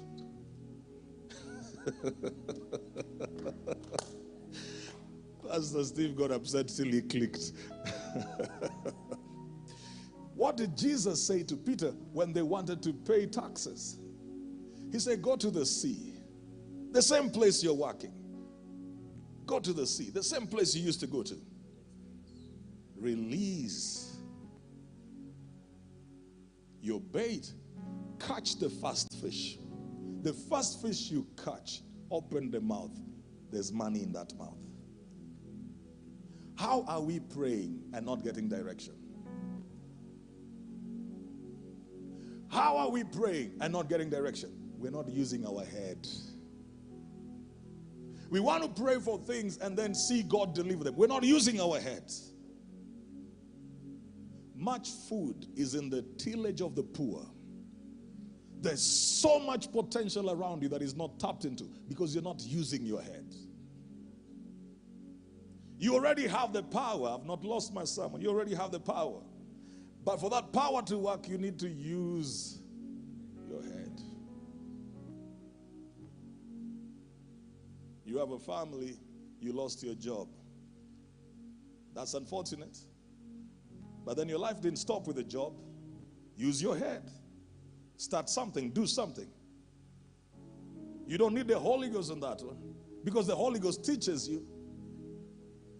Deuteronomy 28 verse 12, he says, I will bless the works of what? Your hands. Just use your head. Start something.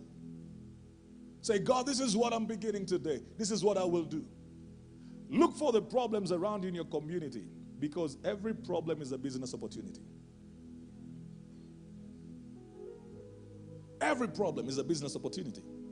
What is business? Solving problems for profit. Isn't that business? You live in a community where people cannot access milk, for example. They have to go very far. And then you also see that and you sit, four of you. I say, I don't know why it's very far, very far. Those are four fools. If none of you will solve that problem, those are four fools. Let me stay here because the anointing is flowing here. One of the greatest scams that we have in our country is the education system.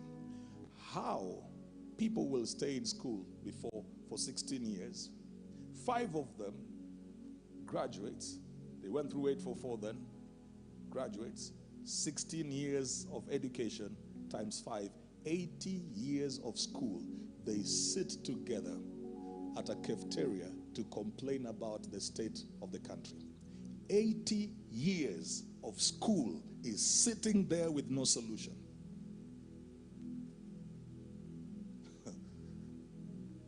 "80 years of schooling in different subjects will sit there." It is worse when they're believers, because then they also have the Holy Ghost.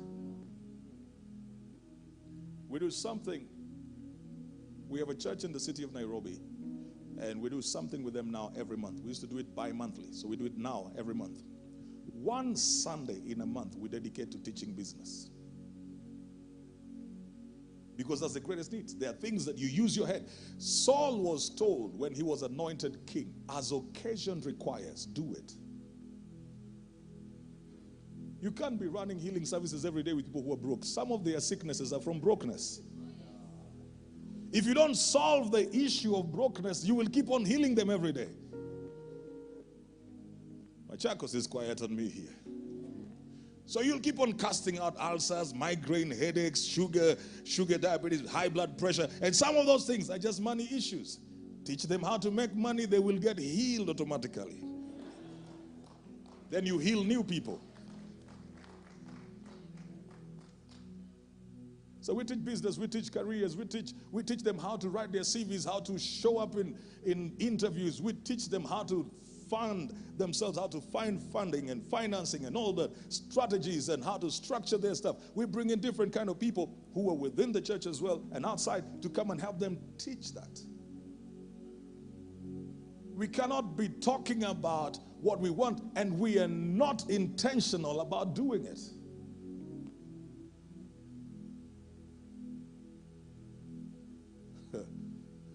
Glory be to God. And we cannot just be shouting about how the wealth of the wicked is laid up for the righteous.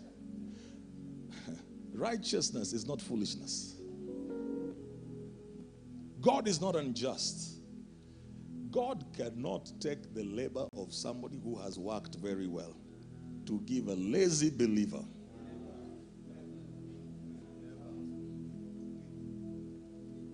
God is not unjust. Even the Hindus are his children. Even the Muslims, those are his children. So he cannot be unfair. The person works several hours, works smart, thinks, applies principles, has a structured life, and then he takes all of that and looks for one lazy believer. And then releases to them. God is not a waster. God is a businessman. He's a businessman. Everything he gives, he requires returns on it. Touch somebody, tell them, use your head. How are you doing, sir? Good to see you. Touch somebody, tell them, use your head.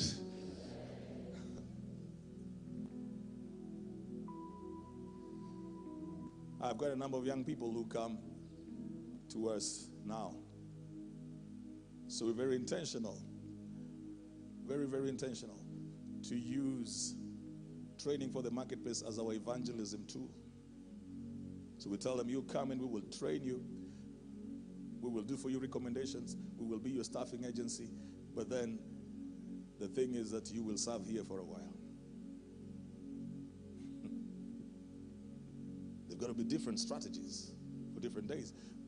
When they come out of campus, their greatest struggle is transition. They're educated, but they don't know how to transition. So what do they do within that period? Praise be to God. I love the fact that Pastor Steve said, our fathers only had the Bible and prayer. We have more.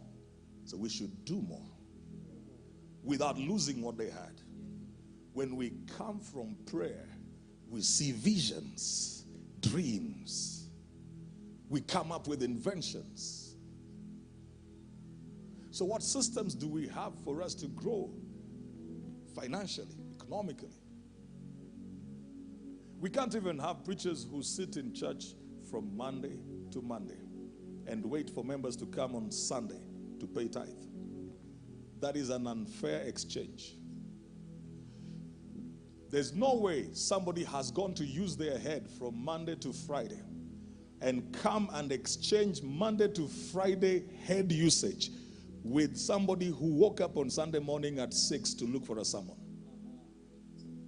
That's robbery. If you're going to sit in church, you have to invest the same amount of hours so that it is a fair exchange. This is why people are no longer listening to us, Bishop Tom, because when they come in, yes, the message is from the Bible, but then the message is not being interpreted with a mind that will reach somebody who used their head the whole week. So it has no intellect, it has no interpretation. You can tell this person just picked up the thing from the surface and they're trying to give it to you. And so now it is your job to break it down.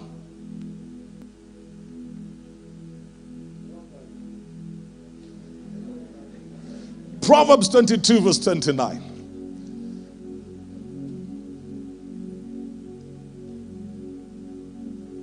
When is Feast of Booths 2024?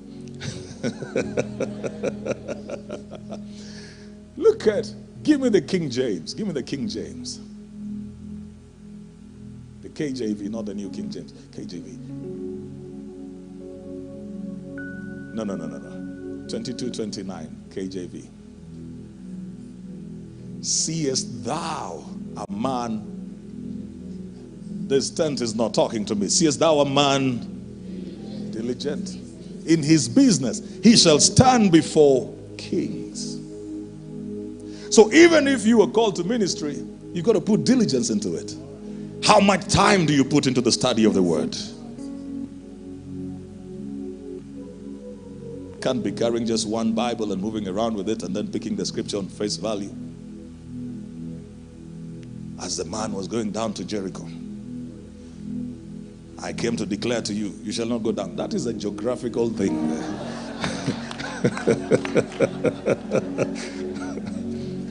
Man, give us something, give us something, give us something to work with. Give us something to work with. Show us that you value your work as well.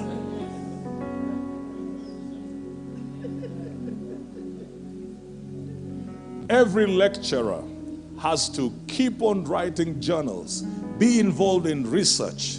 They cannot say that they acquired their PhD 10 years ago, so now they're fine. They have to constantly keep improving in knowledge.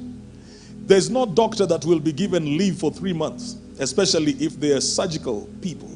They cannot, because they will lose the touch. So wherever they are, they will be attached to a hospital to keep on practicing. We can't have preachers who the last time you studied the word of God was in 2020. You've added no knowledge.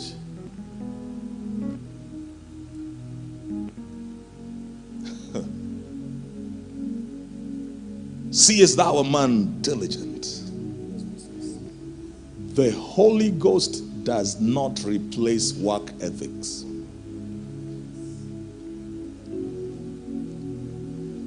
In fact, when you have the Holy Ghost, you work better. 1 Corinthians chapter 15 and verse 10.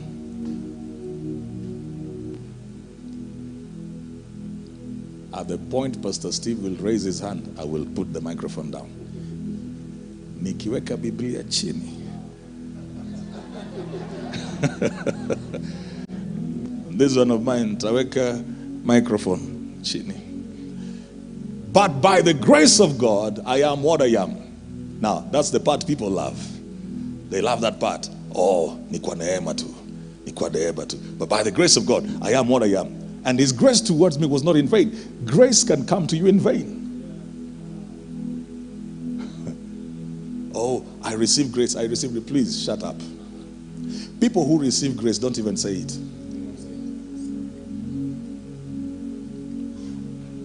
His grace toward me was not in vain, but I labored. Pastor T, if I receive grace, why am I laboring? Grace is supposed to suspend labor according to our thinking. But Paul says, because I received grace, I labored more abundantly than everybody else. Because grace is empowerment to do. Show me any man that you say has grace and go behind the scene and look at their work ethic. Look at their work ethic. They don't wake up when everybody wakes up. They don't sleep when everybody is sleeping. I labored more abundantly than they all, yet not I, but the grace of God which was in me. Grace was laboring. You received power. How much of it are you using?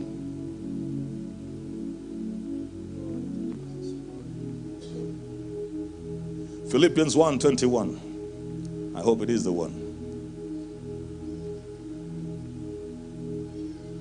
No, take it back to verse. Show me the verse 20 of it.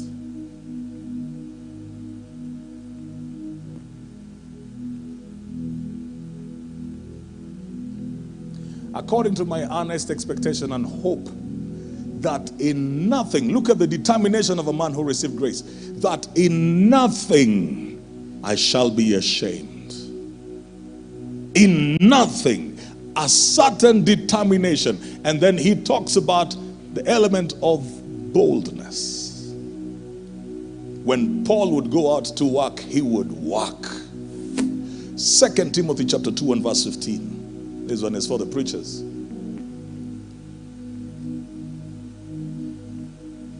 Give it in the King James. Everybody read that for me. I can't hear you. Just the first word. The first word. Ask your neighbor, when did you last study? Or we're just always in the spirit. Now, the power is there. The skill is absent. When did you last read a book? Or read anything? How much of your time do you even spend to read anything?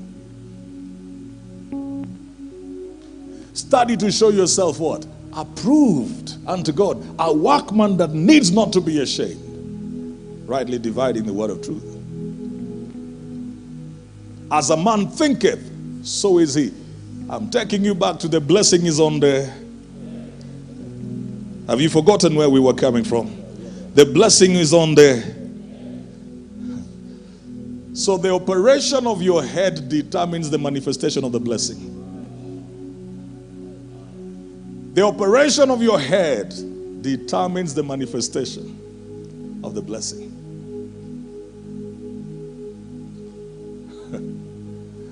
God has not left you. He has nothing to use.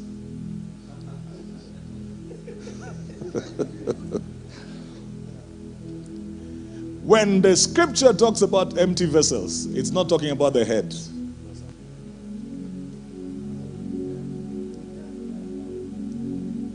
Bishop Malombe, am I doing good? How are you doing, sir? Good to see you, Bishop. Good to see you. Thank you. When the scripture talks about empty vessels, it's not here it's talking about. No, this one has to be full. There must be something here for God to use.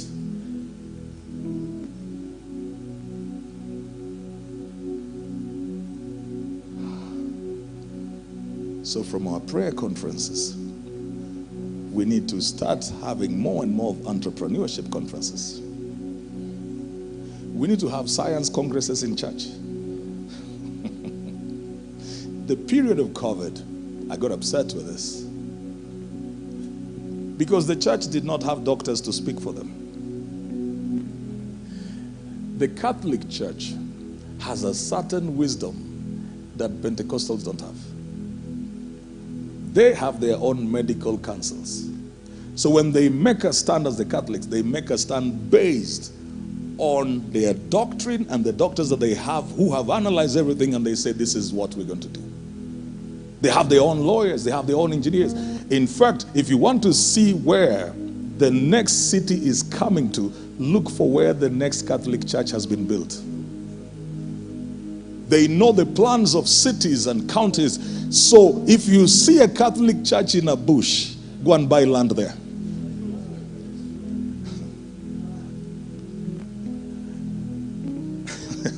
But believers take brainless people as intercessors. La la la la la la la la la la la la la la la. Then they leave that place. They go to the kitchen. Kuna chai.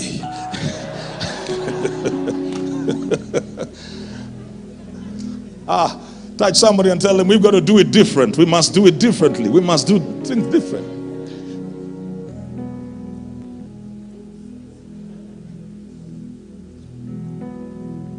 We need to raise our intellectuals to bring their mind, and we add the spirit to it.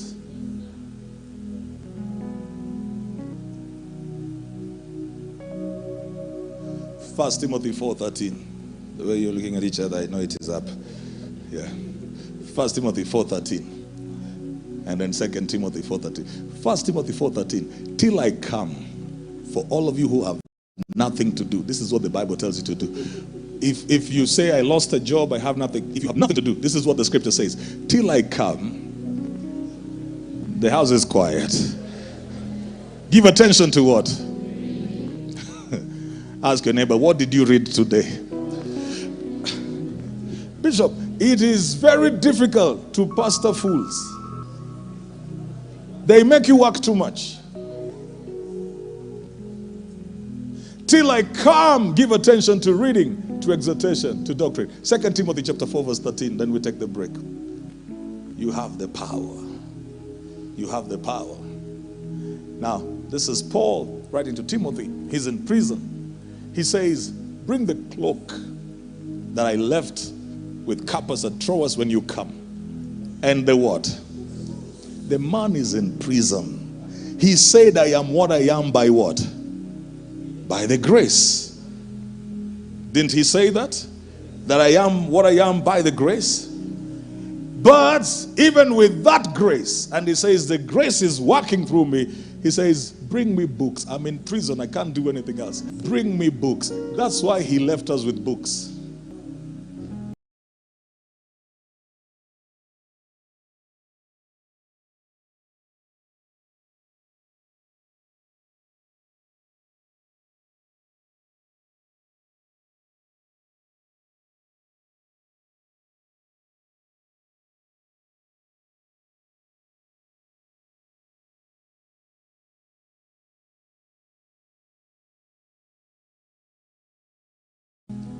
You can't write when you can't read.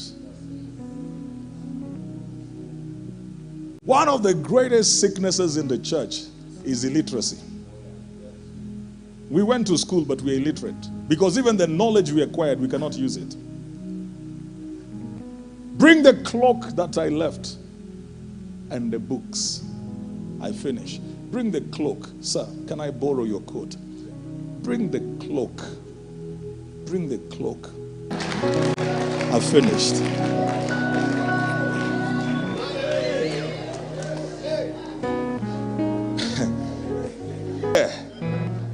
But then the head, there's nothing. There's nothing. So when you show up, you look so good until you speak.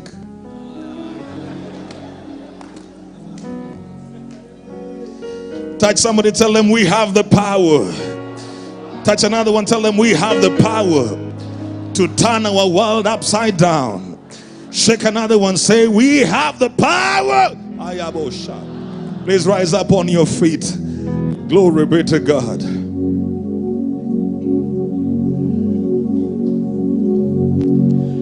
Don't use 3,000 to put hair on an empty head, please. Beg you. Don't. Don't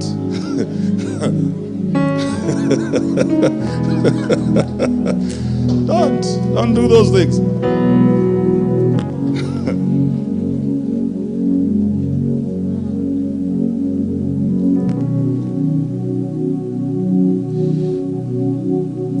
I'm just praying that even from what I've been sharing, God will activate in us the zeal to represent him well. That's all I'm talking about, so that we will become faithful witnesses. No matter where we are, when people look at us, they will want the Jesus that we have, the Jesus that we carry. We will walk not just by revelation, but also become relevant to the places we are sent into, and demonstrate his grace, his power, his wisdom, no matter where we are placed. Kindly raise your hand and just talk to the Lord for a minute right now. Just by yourself, talk to the Lord for a minute right now. Something that you feel the Lord has ministered to you, just speak to him about it. Speak to him about it. Speak to him. Grace is available. When you receive the Holy Ghost, you received power. That power needs to be activated, utilized. That power needs to be released. Yaraba Shekaya. Lebrahandobo Serama Shekai. Ligerebaraya Sarama Talabosha.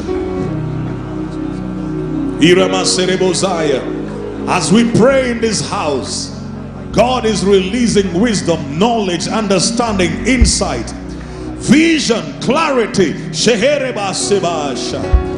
Le Karamadoko Setebelejaya. Emara Serebo Sike Yarabasheta. Raise it up for a minute right now. Shila Madabagari Bariamande Bozila Baba Kosherabaya. Rekaramanana Masela Badagosha. Shindere Mazeria Dagasha. I want to be an effective witness of the Lord. I want to be a faithful witness of the Lord. In whatever place I am positioned and sent into, I want to turn my world upside down. Iramasata Hakodayaba Shela Labrekadaboze Kalabasha. I want to turn my world upside down. by the grace and the wisdom, the knowledge of God, the anointing of the Holy Spirit, I am empowered to do extraordinary things. I have the mind of Christ. I see things from a supernatural dimension. Nothing shall hold me back. I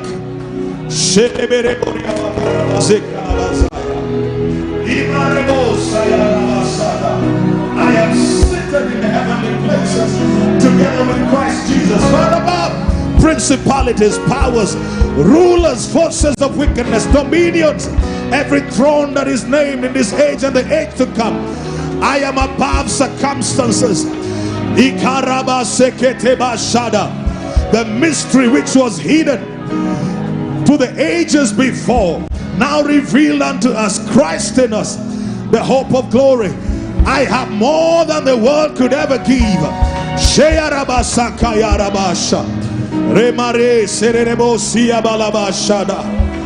Woo.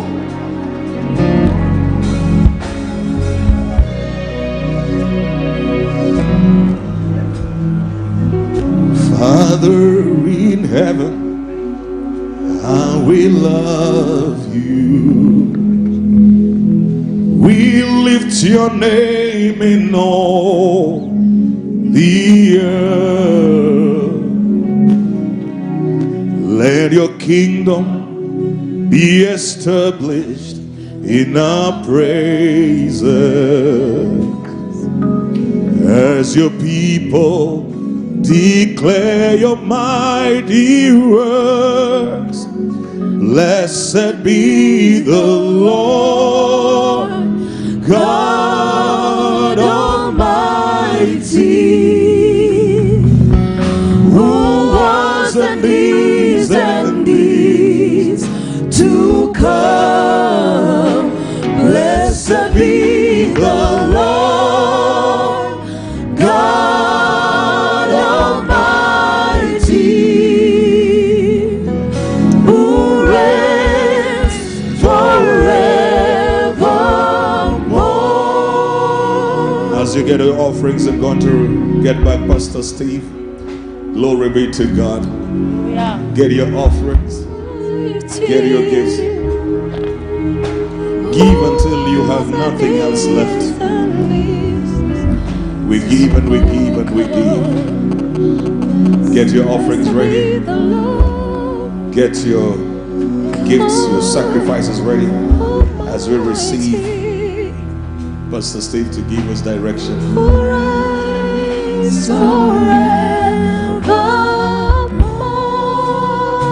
Blessed be the Lord God Almighty,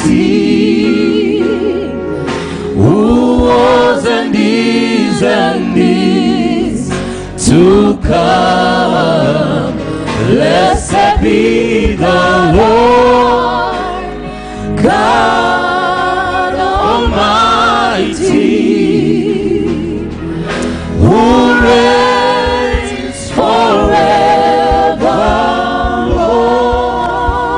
Why don't you put your hands together and appreciate Jesus? Come on, put your hands together, clap to Jesus. Hallelujah. Amen. Are you blessed?